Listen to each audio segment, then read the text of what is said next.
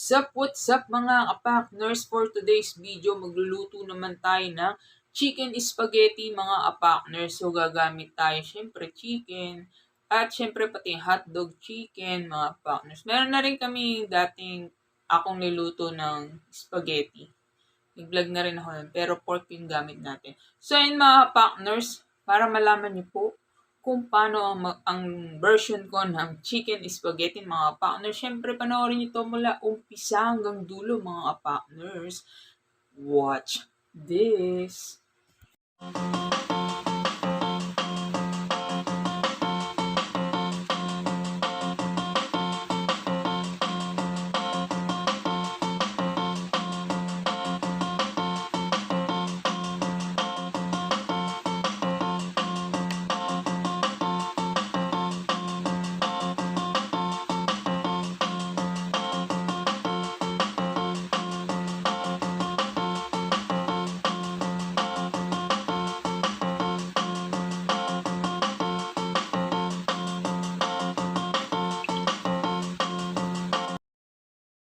So ito na po mga apakners ang sangkap na gagamitin po natin sa pagluluto ng chicken spaghetti mga apakners.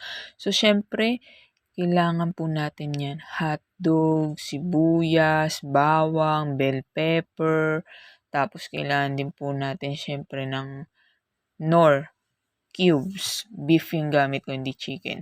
So yan ang ating oil, ating olive oil, kahit anong oil pwede ninyong gamitin. So yan, half ng chicken lang yan mga partners.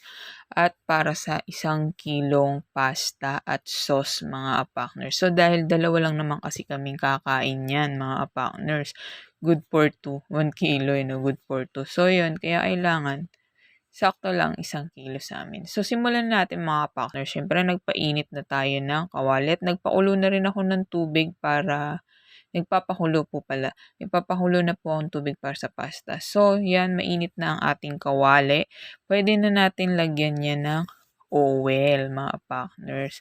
Siyempre, para healthy ang pasta, gumamit din tayo ng olive oil, mga partners. Diba? Doña Elena, bikin namin dyan.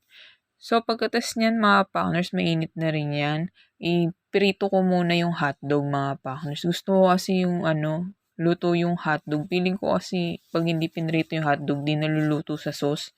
Parang siya, parang hilaw pa. And kaya gusto ko, pag nagluluto ako ng spaghetti, gusto ko niluluto yung hotdog. Tsaka para maganda din, di ba? Hindi madaling mapanis yung sauce natin. Prituhin natin. Yung iba naglalagay din sila ng carrots. Naglalagay din naman kami ng carrots. Yun yung kinalakihan namin sa lutong spaghetti ng nanay namin, carrots at bell pepper. So, syempre, mahal ang carrots ngayon at saka hindi na ako naglalagay nun kasi madali talaga mapanis yun. Lalo na kung ibabiyahin yung mga partners yung spaghetti sauce ninyo, di ba? Mga picnic, ganyan. Or kayo nagluto sa bahay nyo, tas yung party ninyo sa ibang lugar, yung mga ganyan. So, maganda, huwag nyo nalalagyan ng carrots. Or kung lalagyan ng carrots, lutuin nyo rin yung carrots. Ganyanin nyo rin, isangkot yan nyo. So, yan, luto ng ating hot dogs. Natin yan. Isi-set aside muna natin ang ating hot dog. So, lagyan natin sibuyas bawang. Ganyan yung version ko, mga partners. Pagsabay-sabayin na lahat. So, maluluto din yan, mga partners. Diba? Pero depende din sa inyo, mga partners, kung gusto niyo maglagay ng bell pepper or ayaw ninyo, or gusto niyo carrots lang, or ayaw niyo may bell pepper, ayaw niyo rin may carrots, ganun. Depende sa inyo, mga partners, 'di ba? So magdagdag tayo ng oil dahil parang konti, 'di ba? Pero parang kaunti lang talaga pag naka-video sa camera yung oil. Pero kung tutusin sa personal, marami na din yan. So, ayan. Gisa-gisa lang natin hanggang maluto ang ating sibuyas at bawang. So, ayan. Lagay na natin ang ating manok, mga partners, ang ating check-in. So, wala akong nang nilagay na balat ng manok dyan. As in, purong laman. Sabi ko nga, di ba, hindi kami kumakain ng balat or ng mga fats. Pati yung mga fats dyan, ako kasi nagigiling ng manok, mga partners. Baga, tinatanggal ko pati yung mga taba-taba niya sa mga gilid-giliran, kinaayas ko. So, ngayon, ang ginagawa ko naman, mga partners, sa pinagtabasan ko ng buto, yung buto ng manok, di ba? tinatabi ko yun, nilalagay namin pang sahog sa gulay, sa soup, gano'n. So ayan mga partners, kumulo na ang ating tubig para sa ating pasta. Naglagay na ako ng salt diyan at saka yun, oil para hindi dumikit-dikit ng ating pasta. Tapos mamaya gagamitin natin yung sabaw ng pasta para sa pangsabaw diyan, panglagay ng liquid diyan sa ating sauce. So gisa-gisahin lang natin 'yan hanggang sa maluto yung manok.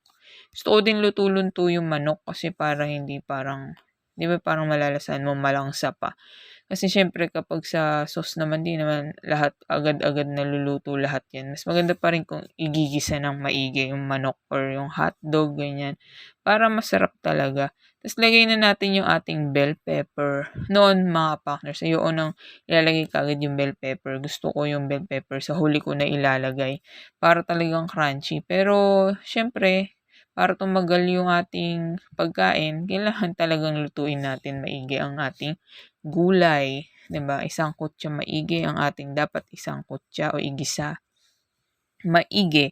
So ayan mga partners, napakasarap ng chicken. Akala ko nung una hindi masarap yung chicken kasi parang patay yung lasa. Pero ang sarap compare mo sa pork, 'di ba? So maglagay tayo ng salt at paminta. Depende naman sa inyo mga partners kung anong gusto ninyong lagay na panglasa sa pasta ninyo. So yun nga, dahil alam niyo naman, tama na sa akin yung salt at saka yung paminta mga partners. Kung may patis kayo, lagyan nyo ng patis kung saan kayo masaya. Diba? Lalo na yung mga taong mahihilig talaga sa malalasang pagkain. So, lagay kayo ng chicken powder or kung ano.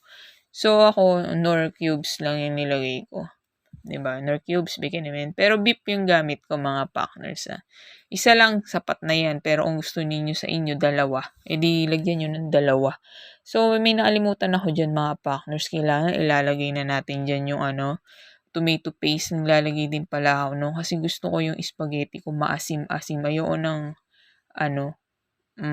matamis masyado, 'di ba? Kumbaga 'yan, nakalimutan ko. Nauna kong ilagay yung sauce, yun yung pagkakamali ko.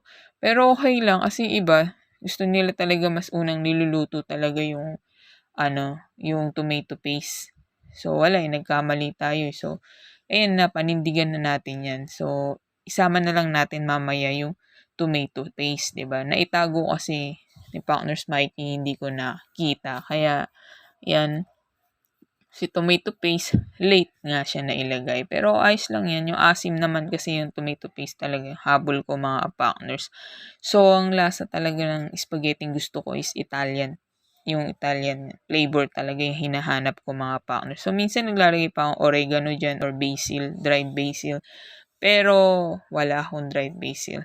So, yun mga partners, yung sauce niyan, para masyadong malapot, mag-add tayo mamaya dyan tubig. So, yun mga partners, naglagay pala ako ng powder milk. Wala kasi akong fresh milk or all-purpose cream. So, para mas maging creamy siya, yan, nilalagay akong powder milk. So kung ayaw ninyo, di wag nyo lagyan. So, yan is version ko at hindi naman po yan para sa inyo ang kakain. So, kami naman, di ba baka mamaya sabihin, ay, ba't naglalagay ng ganyan, ganito, ganyan, ganyan.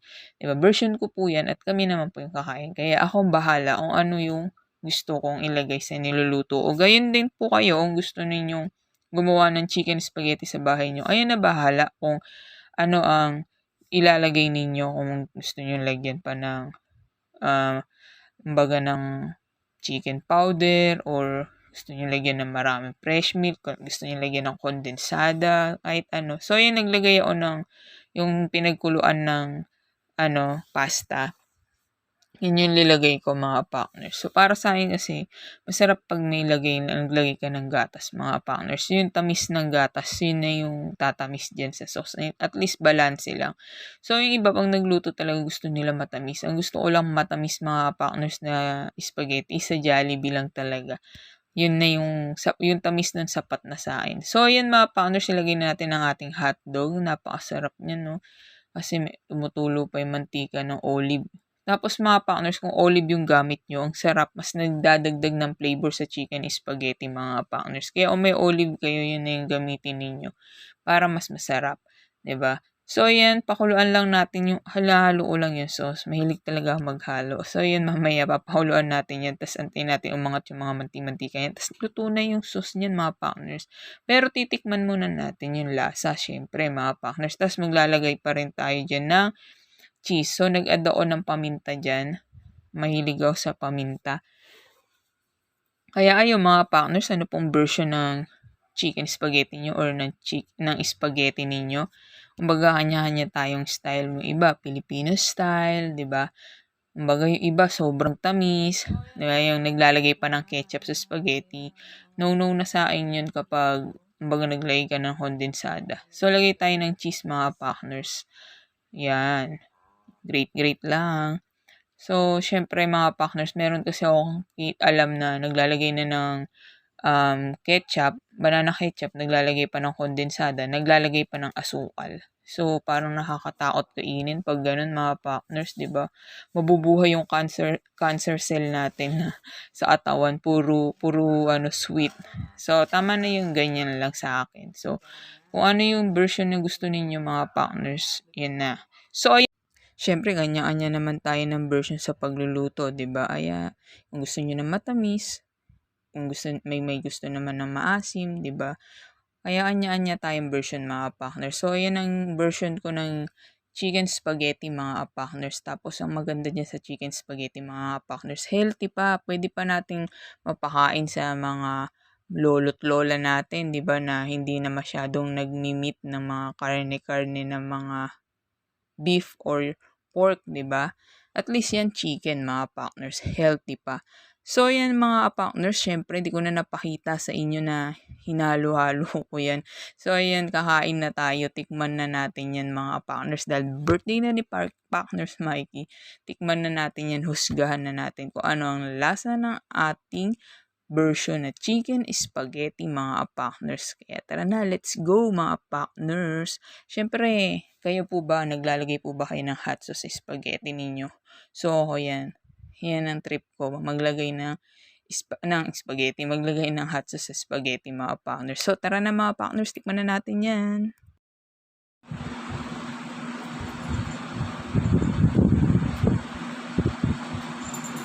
Chicken spaghetti.